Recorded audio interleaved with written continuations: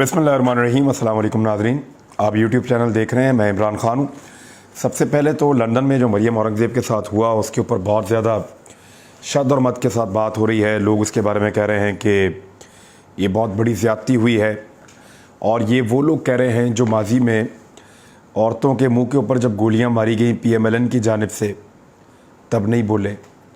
ये वो लोग कह रहे हैं जब 12 साला बच्ची के ऊपर भी चंद दिन पहले शहरबानों के ऊपर जो अटैक किया PMLN के मीडिया सेल ने और कुछ सहाफ़ियों को भी साथ मिलाया, और उस बच्ची के ऊपर जिस तरह के ज़ुबानी जुमले बोले गए, उसकी फैमिली को और उसको जो है वो टारगेट किया गया, तो ये लोग तब नहीं बोले। ये लोग उस वक्त भी नहीं बोले जब खातून अव्वल को जादूगरनी कहा गया, नहीं बोले। ये तब भी नहीं बोले जब खातून अव्वल को पीड़नी कहा गया, तब भी नहीं बोले। और फ़राह खान को फ़राह गोगी कहा गया और उसके नारे लगवाए गए सड़कों पे, तब भी नहीं बोले। जब ख़वातीन को आंसू गैस के शेल मारे गए, तब भी नहीं बोले। जब ख़वातीन की चादर और चारदीवारी का तकद्दुस पामाल करके पुलिस लोगों के बेडरूम्स तक घुस गई, ख़वातीन और बच्चियाँ रोती रहीं, ये लोग तब भी नहीं बोले। जब अल्लामा इकबाल की बहू के घर का दरवाज़ा तोड़कर गाड़ी मार के पुलिस अंदर दाखिल हो गई और वहाँ हुल्लड़बाजी की, ये लोग तब भी नहीं बोले। जब यास्मीन राशिद की गाड़ी को डंडे मार मार के तोड़ दिया गया और उनको घसीट के बाहर निकालने की कोशिश की गई और उनके हाथों पे ज़ख़म भी मौजूद थे, ये लोग तब भी नहीं बोले। तो यहाँ पे तो कोई फ़िज़िकल असॉल्ट हुआ भी नहीं, वो तो चोर चोर के नारे लगा रहे थे। देखिए, जो मरियम औरंगज़ेब के साथ हुआ, उन विजुअल्स को देखें तो बुरा लगता है कि एक खातून है, वो लंदन में मौजूद हैं और वो बाहर कुछ खाने पीने के लिए गई है। अब लोग उसके पीछे पीछे चल रहे हैं और उसको चोर चोर कह रहे हैं, तो ये बुरा लगता है। लेकिन इसकी शुरुआत किसने की है? जिन्होंने ये शुरुआत की है वो इस सिलसिले को रोकें और इसको बंद करें। वो बेनज़ीर भुट्टो के साथ भी यही करते थे, वो और बहुत सारे लोगों के साथ भी यही करते रहे हैं। उन्होंने जमाइमा खान के साथ भी यही किया है। हर मुखालिफ औरत को उन्होंने टारगेट किया है अपने अपने टाइम पर। तो अब उनको ये रविश बदलनी पड़ेगी। लोगों को गुस्सा उनके खिलाफ बढ़ता चला जा रहा है और लोग रिएक्शन दे रहे हैं। गिला वो करे जिसने कभी ऐसा कुछ किया ना हो। जो लोग खुद इस खेल का हिस्सा है और हमेशा से गंदा खेल खेलते रहे हैं, वो गिला नहीं कर सकते। अब ओवरसीज़ पाकिस्तानियों को किसी बात का खौफ भी नहीं है। उन्हें पता है उनके खिलाफ कोई कानूनी कार्रवाई भी नहीं हो सकती। बरतानिया में डेमोक्रेसी है, लोग खुलकर बात करते हैं, जिसके खिलाफ मर्जी है एहतजाज करते हैं। वहाँ उनको गिरफ़्तार नहीं किया जा सकता। लेकिन पाकिस्तान होता तो एजेंसियाँ पीछे पड़ जाती, पाकिस्तान होता तो खौफ पैदा किया जाता। जैसा कि एहसन इकबाल के साथ एक रेस्टोरेंट में हुआ, तो उसके बाद उन लोगों को घर पे बुलवा कर माफ़ी मंगवाई गई। मुझे मेरे एक दोस्त हैं, वो उन लोगों के जानने वाले हैं, उन्होंने बताया जी बहुत दबाव था उस फैमिली के ऊपर और उनको बुलाकर माफ़ी मंगवाई गई। ये मेरे दोस्त ने मुझे बात बताई है। ये मनाज़िर अच्छे नहीं है, लेकिन इनका आगाज़ PMLN ने किया है और ऐसा नहीं होना चाहिए। ये सिलसिला भी PMLN ही ख़त्म करेगी। वो लोगों की पगड़ियाँ और उनकी इज़्ज़तें उछालना बंद कर दें तो लोग शायद इस तरह का रिएक्शन नहीं देंगे। दूसरा, वो करप्शन बंद कर दें, फ्रॉड बंद कर दें, दो नंबरियाँ बंद कर दें, मुनाफ़कत बंद कर दें, तो लोग ऐसा नहीं करेंगे। अभी उनकी जो ऑडियोज़ लीक हुई हैं, बहुत बुरी तरह वो लोग एक्सपोज हो गए हैं, ख़ास तौर पे शरीफ ख़ानदान। ये ऑडियोज़ एक ऐसे मौके पर रिलीज़ हुई हैं जब नवाज शरीफ साहब एक बड़ा कदम उठाने जा रहे थे। नवाज शरीफ साहब क्या करने जा रहे थे और ऑडियोज़ क्यों लीक हो गई, मैं इनके बारे में बाद में आता हूँ। लेकिन इससे पहले जो है वो एक सहाफ़ी हैं, उन्होंने एक सवाल किया बिलावल भुट्टो जरदारी से, और यासिर फ़िरोज़ उनका नाम है। अलीम ख़ान ने अपने चैनल से उनको निकलवा दिया है। यासिर फ़िरोज़ जो हैं वो एक जर्नलिस्ट हैं, अमेरिका में रहते हैं, और बिलावल भुट्टो जरदारी से और मरियम औरंगज़ेब से उन्होंने कुछ सख्त सवालात किए थे। समा टीवी ने अपने अमेरिका के नुमाइंदे यासिर फ़िरोज़ को व्हाट्सएप पर पैगाम भेजकर फ़ारिग कर दिया। समा इंतज़ामिया की जानिब से सहाफ़ी को कहा गया कि आप व्हाट्सएप से निकल जाएं, ग्रुप्स में से जो चैनल के हैं, और हम आपको नौकरी पे नहीं रख सकते। जो सवालात आपने किए हैं वो हमारी पॉलिसी नहीं है। यानी उनकी पॉलिसी ये पूछना नहीं है कि पाकिस्तान के इंफ्रास्ट्रक्चर के ऊपर कभी कोई काम आपकी हुकूमतों ने क्यों नहीं किया जो हर मरतबा सैलाब आ जाता है। यानी हर चंद साल के बाद सैलाब आता है, लोग डूब जाते हैं। सैलाब को रोकने का पूरी दुनिया ने बंदोबस्त किया। मैंने आपको बताया दुनिया ने बहुत बड़े बड़े डैम्स बनाए हैं, कंट्रोल कर दिया पानियों को, पुश्ते बनाए, डैम्स बनाए, दरियाओं को कंट्रोल किया। तो ये अपने दरियाओं को क्यों कंट्रोल पाकिस्तान नहीं कर पा रहा? क्योंकि पाकिस्तान ने इंफ्रास्ट्रक्चर नहीं बनाया। ये सवाल बहुत नागवार गुजरा बिलावल को, फिर मरियम औरंगजेब से सवाल हुआ, उनको भी बहुत बुरा लगा। तो समा ने एक और सहाफ़ी को नौकरी से निकाल दिया इस बुनियाद पर कि उसने आज़ादी के साथ सवाल पूछने की जुर्रत की थी। अब इसहाक डार साहब जो हैं वो बनने जा रहे हैं पाकिस्तान के वज़ीर ख़ज़ाना। ये एक अच्छी खबर है, एक बुरी खबर है। जो अच्छी खबर है वो ये है कि मिफ्ता इस्माइल की छुट्टी हो गई है, और जो बुरी खबर है वो ये है कि इसहाक डार साहब उनकी जगह पे आ गए हैं। अब इसहाक डार साहब जो हैं उनको लाने का फैसला किया गया, लेकिन उनके आने के फैसले के बाद फौरी तौर पे कुछ ऑडियोज़ लीक होना शुरू हुई, जिनका ज़्यादा नुकसान मरियम नवाज़ और नवाज शरीफ को हुआ। पब्लिक के अंदर या पॉलिटिकल पॉइंट ऑफ व्यू से ज़्यादा नुकसान इस बाप बेटी को हुआ है, क्योंकि ये फैसला इनका है। इसहाक डार जो हैं वो एक मफरूर हैं, इश्तिहारी। नवाज शरीफ साहब जो हैं वो भी एक मफरूर हैं, इश्तिहारी भी हैं, मुजरिम हैं। तो एक मफरूर इश्तिहारी मुजरिम जो है वो दूसरे मफरूर को नॉमिनेट कर रहा है और उसको लगा रहा है पाकिस्तान का वज़ीर ख़ज़ाना। और पाकिस्तान का जो वज़ीर आज़म है वो मजबूर है उस मीटिंग में। पहले वो यहाँ से लंदन जाते हैं, लंदन से अमेरिका जाते हैं, अपना काम करके वापस अमेरिका से पाकिस्तान नहीं आते, वापस लंदन जाते हैं, फिर फैसला करते हैं और वहाँ पे मिफ्ता इस्माइल की छुट्टी करा दी जाती है।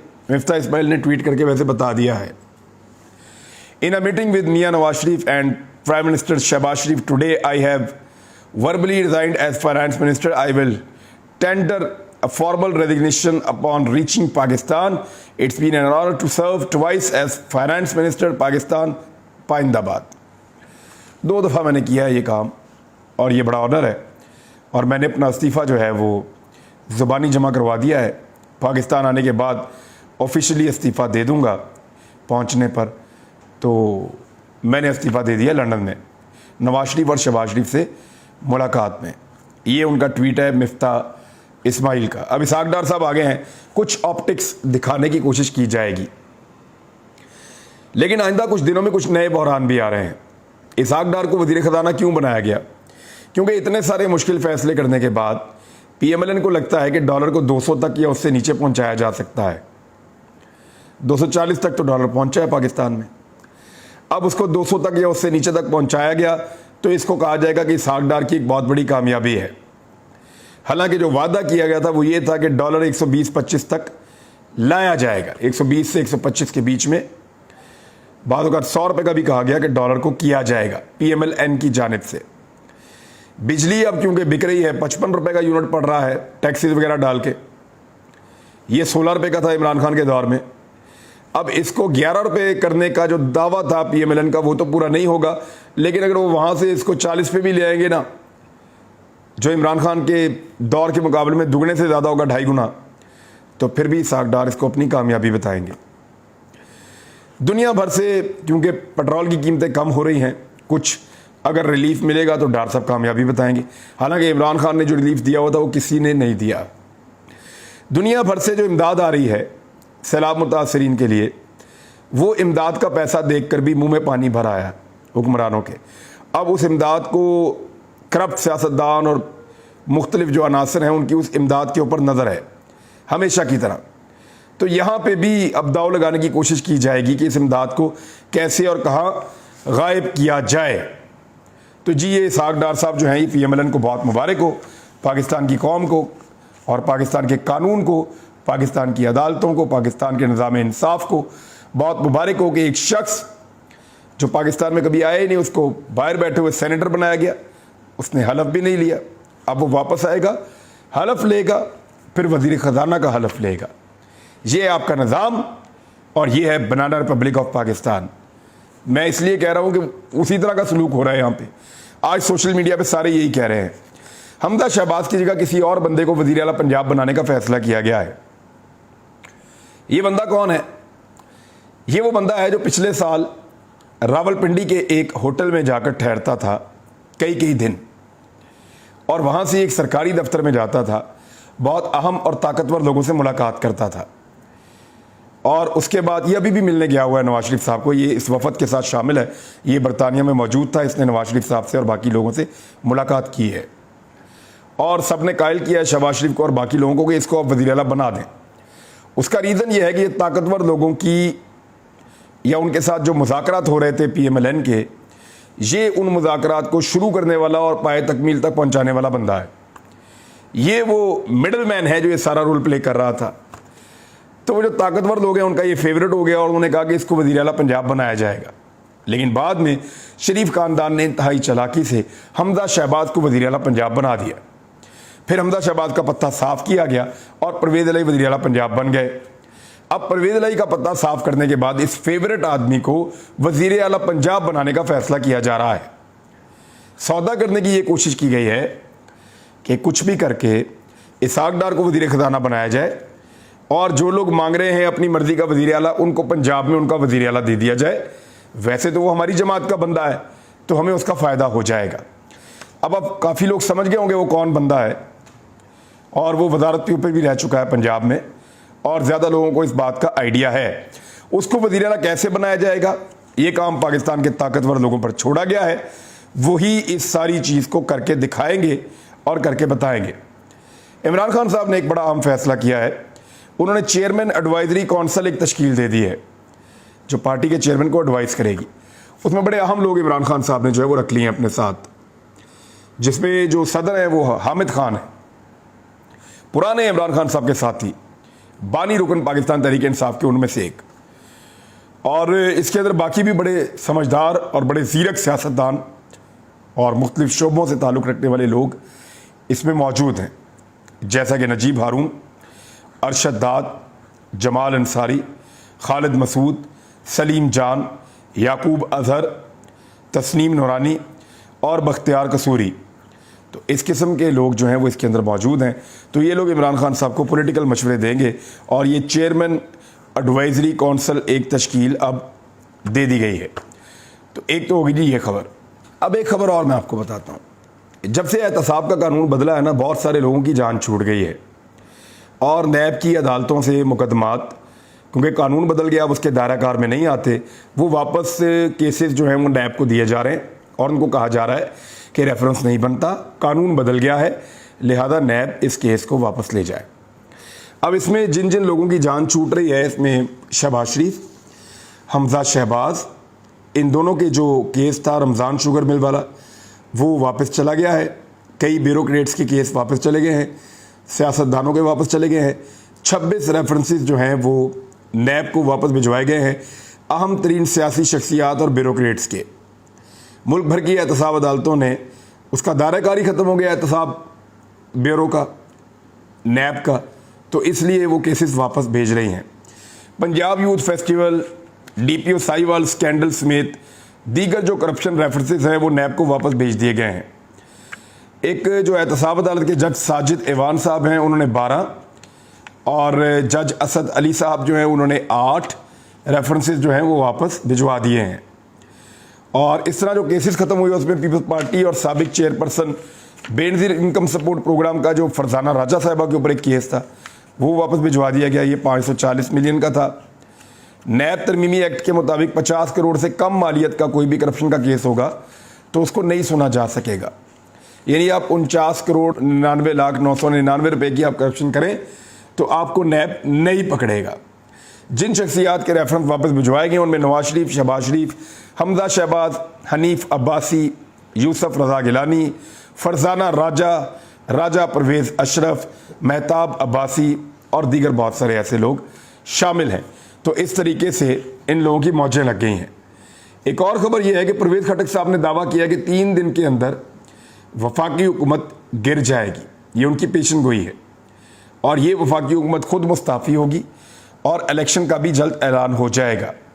आने वाले 3 दिनों में धड़ाम से ये हुकूमत गिर जाएगी, ये बात कह रहे हैं और क्लेम कर रहे हैं खटक साहब। ये उन्होंने कल क्लेम किया है। मुझे 3 दिन तो मुश्किल लगता है, लेकिन याद रखिएगा ये जो 3 दिन है ना, ये वो वाले दिन हैं जिसमें आप ये समझ लें कि पाकिस्तान के अंदर जो एक वादा किया गया था इमरान खान साहब से कि इलेक्शन करवाए जाएंगे 2 हफ्ते में, वो 2 हफ्ते गालिबन अब मुकम्मल हो रहे हैं और ये 3 दिन उसी की एक डेडलाइन है। तो उसके बाद जिन लोगों ने वादा किया था कि वो ये कर पाएंगे, एक बड़ा सवाल है। वादा तो वो कर गए इमरान खान से कि इलेक्शन 2 हफ्ते के बाद आ जाएंगे और आप एहतजाज मत करें, लोगों को ना लेकर आएँ, आप कोई अनाउंसमेंट ना करें। जैसा कि पिछली मरतबा भी कहा गया कि इमरान खान साहब को हमने कह दिया था कि हम इलेक्शन करवाने वाले हैं, लेकिन उन्होंने अनाउंसमेंट कर दी लॉन्ग मार्च की। तो इस मरतबा फिर कहा गया कि हम इलेक्शन करवाने वाले हैं, तो आप अनाउंसमेंट मत कीजिएगा लॉन्ग मार्च की। तो इमरान खान साहब ने उसको होल्ड कर लिया। शायद उस बुनियाद के ऊपर जो है वो 3 दिन की बात कर रहे हैं परवेज़ खटक साहब। अब यहाँ पे फजलुर रहमान साहब का सब्र का पैमाना लबरेज हो जाता है जब ऐसी कोई खबर आती है। तो वो ये कह रहे हैं इमरान खान को रोज़ रिलीफ मिलता है, कहीं ना कहीं से दबाव ज़रूर है। अब वो दोबारा एस्टेब्लिशमेंट के खिलाफ बातें उन्होंने शुरू कर दी हैं और दबाव डालने के चक्कर में वो आ गए हैं। और इमरान खान साहब के बारे में वो ये क्लेम कर रहे हैं कि कोई उनको सपोर्ट ज़रूर कर रहा है और उसके लिए इमरान खान के लिए हालात को मुवाफिक बनाने की कोशिश की जा रही है। यानी अब सबको ख़तरा भी है, सब विकेट के दोनों तरफ खेलना चाहते हैं, लेकिन क्या ये हुकूमत अगले 3 दिनों में या 2 दिनों में गिर जाएगी? ऐसा बज़ाहिर दिखाई नहीं दे रहा, लेकिन ये ज़रूर दिखाई दे रहा है कि ये हुकूमत चल नहीं सकेगी, लंबा नहीं चलेगी। अब तक के लिए इतनी, अपना ख्याल रखिएगा, अपने इस चैनल का भी। अल्लाह हाफ़िज़।